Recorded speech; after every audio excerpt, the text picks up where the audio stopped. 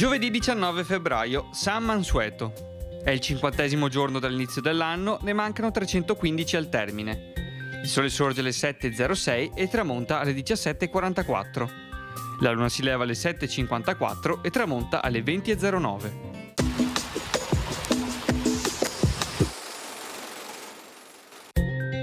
Sulla porta d'Amar dell'Arsenale di Venezia si ricolloca il leone marciano, già abbattuto dai francesi alla caduta della Serenissima Repubblica Veneta.